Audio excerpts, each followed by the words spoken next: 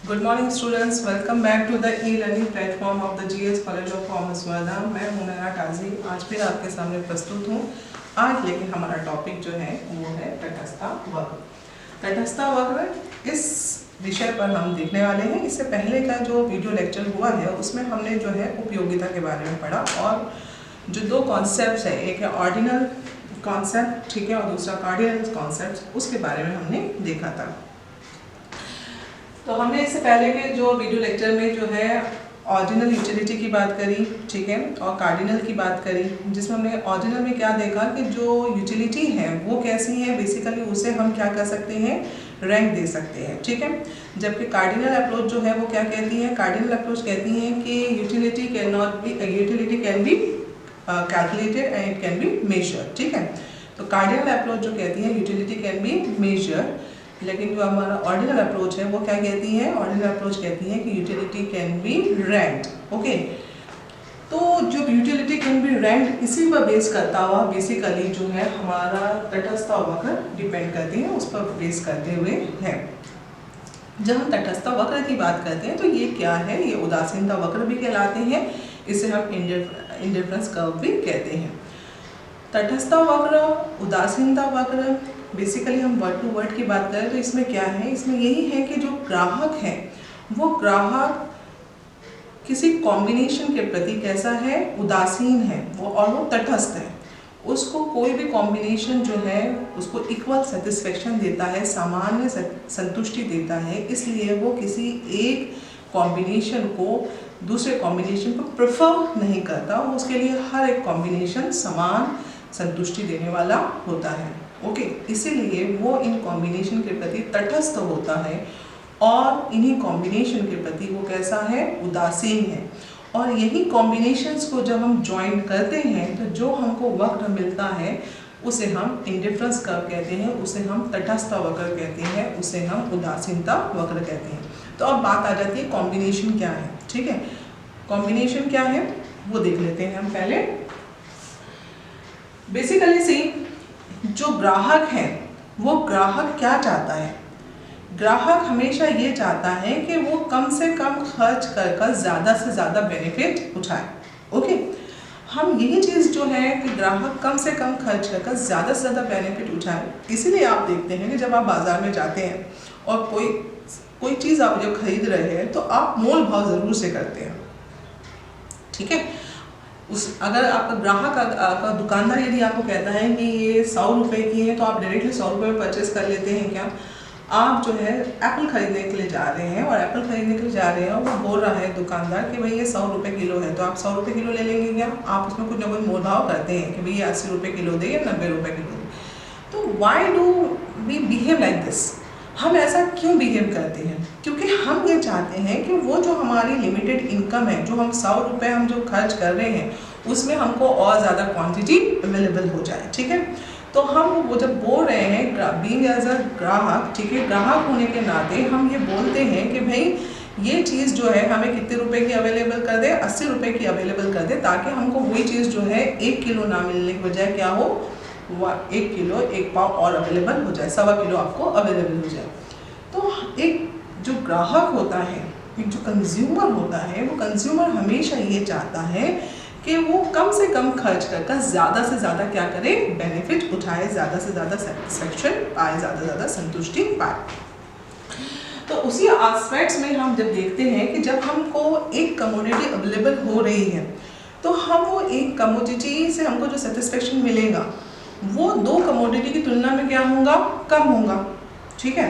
अगर आप एक कमोडिटी जो है, अगर आप सपोज 100 रुपये खर्च कर अगर आपसे कहा जा रहा है कि आप कोई फ्रूट्स खरीदें, ठीक है, और आप जाकर खरीद रहे हैं एप्पल, ठीक है, सेब आप खरीद रहे हैं, और साथ ही साथ यदि आपको सेब के साथ अगर आपको संतरा भी खरीदने का मौका मिले, वही 100 रुपये में आप सेब और संतरा दोनों चीज़ खरीद लें, तो 2 कमोडिटीज से आपको जो बेनिफिट मिलेगा, जो सेटिस्फेक्शन मिलेगा, वो केवल सेब खरीदने की तुलना में सेब प्लस संतरा, ये दोनों केस में हमें क्या मिलेगा, ज़्यादा बेनिफिट मिलेगा, ठीक है, ज़्यादा संतुष्टि हमको प्राप्त होगी, ठीक है।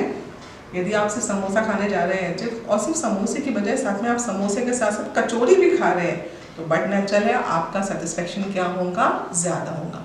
बस वही चीज़ है कि यहाँ पर जो ग्राहक है वो ग्राहक ये सोचता है कि जो अपनी लिमिटेड इनकम है उस लिमिटेड इनकम को इस तरीके से खर्च करे कि उसे ज़्यादा से ज़्यादा क्या मिले, सेटिस्फैक्शन मिले।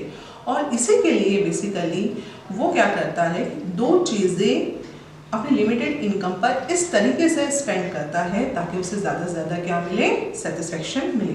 चलिए हम देखते हैं तटस्थ वक्र की जो है डेफिनेशन क्या है, क्या कहता है तटस्थ वक्र की डेफिनेशन।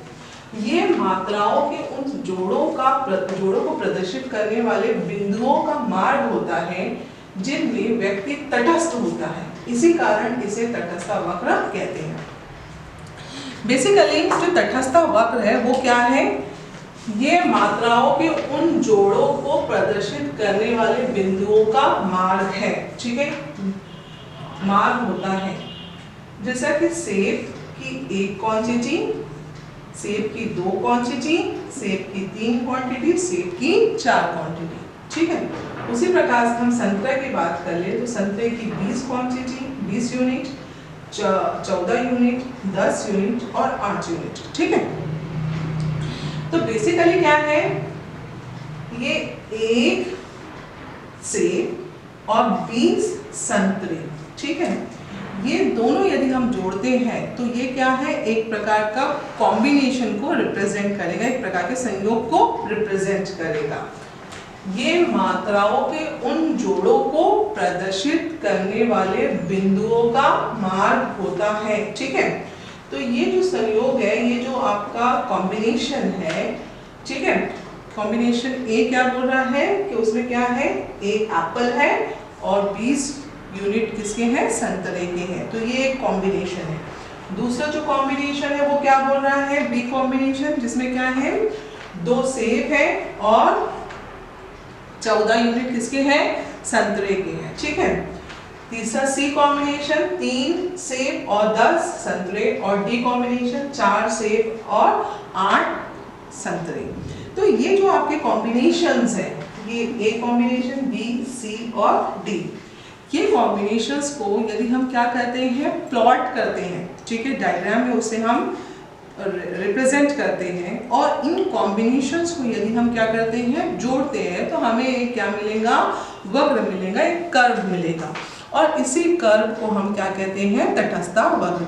चलिए हम देखते हैं कि यहाँ पर हमने बनाया है, यहाँ पर एक्स एक्सिस पर हमने जो है सेब की क्वांटिटी को दर्शाया है, ठीक है, और y एक्सिस पर हम क्या दर्शा रहे हैं, संतरा।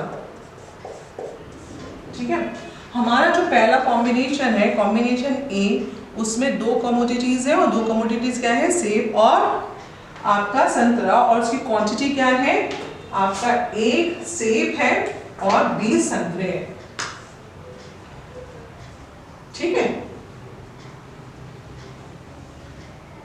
तो ये है आपका कॉम्बिनेशन ए। बी कॉम्बिनेशन में क्या है, बी कॉम्बिनेशन में 2 सेब और 14 संतरे हैं, 2 और 14, ये बी कॉम्बिनेशन। सी कॉम्बिनेशन में क्या है, 3 और 10 का कॉम्बिनेशन है वो, और डी कॉम्बिनेशन 4 और 8 का।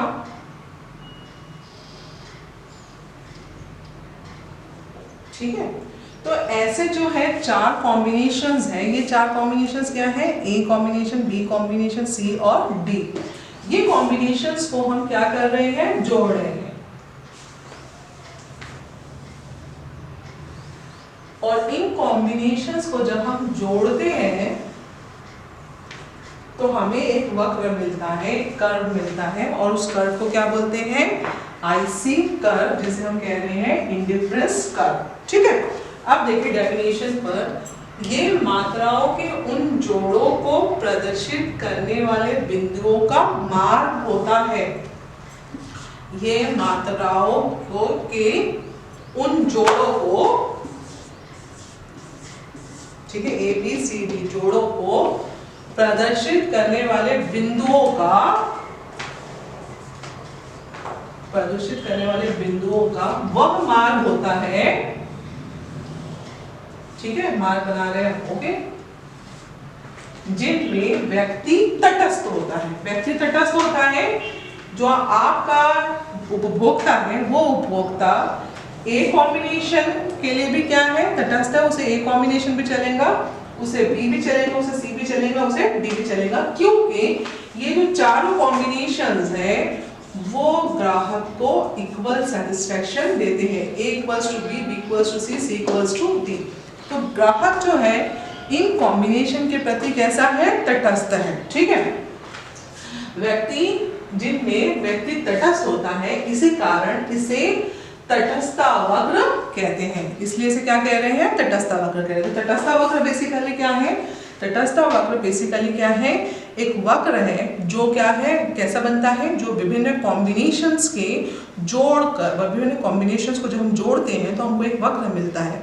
ये कॉम्बिनेशंस क्यों बन रहे हैं, ये कॉम्बिनेशंस बेसिकली दो वस्तुओं के संयोग होते हैं, दो वस्तुओं के कॉम्बिनेशंस होते हैं, क्योंकि ग्राहक एक वस्तु से संतुष्टि पाने के बजाय दो वस्तुओं से ज्यादा संतुष्टि पाता है। ठीक है, तो ग्राहक की इनकम लिमिटेड इनकम है, वो अपनी पूरे पैसे, सपोज 100 रुपए की बात कर लेते हैं हम। ठीक है, एक ग्राहक है, उसके पास कितने रुपए हैं, 100 रुपए है। ठीक है, तो वो 100 रुपए पूरे सेब पर खर्च करता है तो उसे एक ही वस्तु मिल रही है। ठीक है, वो 100 रुपए पूरे संतरे पर खर्च कर रहा है तो उसे एक ही वस्तु मिल रही है। ठीक है, संतरा ही मिल रहा है। लेकिन अगर वो दोनों ही चीजें पर 100 रुपए खर्च करता है तो उसे दो चीजें मिल जाएंगी, संतरा प्लस सेब, तो उसका जो सेटिस्फैक्शन लेवल होगा वो क्या रहेगा, ज्यादा रहेगा।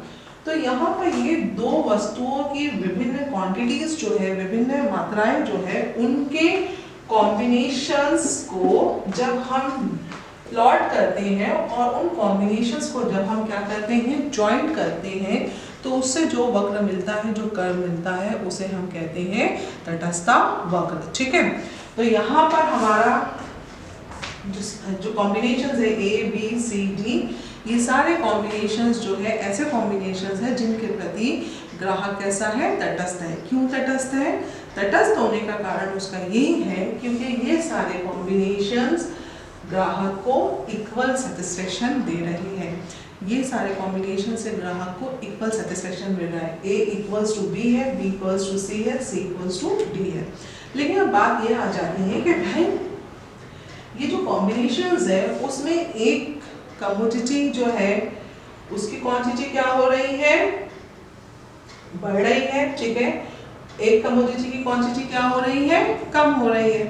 ठीक है, तो बेसिकली यही है कि जब आप पूरे पैसे एक ही कमोडिटी पर खर्च करेंगे तो आपको क्या होगा, बेसिकली क्या होगा कि आपको एक ही कमोडिटी मिलेगी। लेकिन अगर आप वही पैसे और एक ही कमोडिटी मिलेगी और उसकी क्वांटिटी आपके पास ज़्यादा आएगी, लेकिन अगर आप वही पैसों को दो कमोडिटी पर खर्च करेंगे तो बट नेचुरल है वो दोनों की एक की क्वांटिटी क्या होगी, बढ़ेंगी एक कमोडिटी की, और दूसरी कमोडिटी में से कुछ क्वांटिटी आपको कम करना पड़ेगा, तभी जाकर आप वो पैसे बचाकर क्या करेंगे, एक कमोडिटी की क्वांटिटी को क्या कर सकेंगे, बढ़ा सकेंगे। जैसा कि ये है, देखिए यहाँ पर जो संतरा है वो संतरा 100 रुपए में, जस्ट एग्जाम्पल दे रही हूँ मैं, एक समझ लीजिए कि 100 रुपए जो ग्राहक के पास है उस 100 रुपए में वो ग्राहक क्या कर सकता है, 20 यूनिट परचेज कर सकता है, किसके, संतरे के। ठीक है, ओके।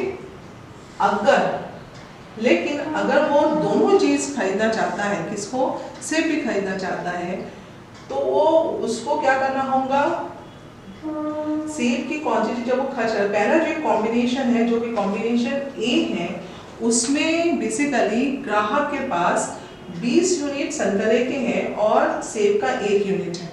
ओके, अभी इससे पहले की परिस्थिति ले लीजिए कि अगर वो 100 रुपए वो ग्राहक खर्च करना चाहता है सिर्फ सेब संतरे पर, तो कितने खर्च करेगा, उसको हो सकता है यहाँ पर उसको ज्यादा मिले, ज्यादा यूनिट संतरे के मिल रहे, उसको 22 यूनिट संतरे के मिल रहे। ठीक है, और अगर सिर्फ वो सेब पर खर्च करता है तो 4 से ज्यादा उसको यूनिट मिल रहे हैं, 5 यूनिट सेब के मिल रहे हैं।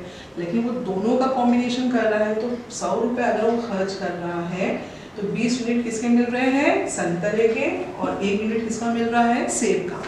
फिर दूसरा एक कॉम्बिनेशन है जहां पर वो 14 यूनिट संतरे के खरीद सकता है और 2 यूनिट किसके खरीद सकता है, सेब के। ओके, तीसरा जो कॉम्बिनेशन है जिसमें वो 10 यूनिट किसके खरीद सकता है, संतरे के, और तीसरा और 3 यूनिट सेब के, और चौथे में 8 और 4।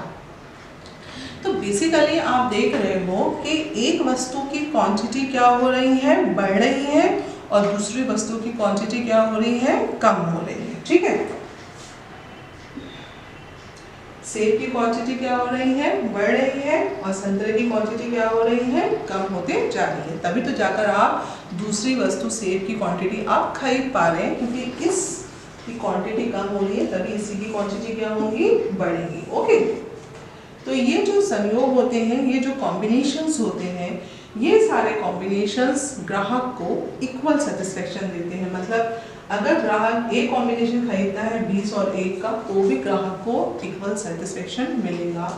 बी कॉम्बिनेशन से भी उसे वही समान सेटिस्फेक्शन मिलेगा, सी से भी वही और डी से भी वही, क्योंकि हर एक कॉम्बिनेशन क्या है, इक्वल है और ग्राहक को समान सेटिस्फेक्शन दे रहा है।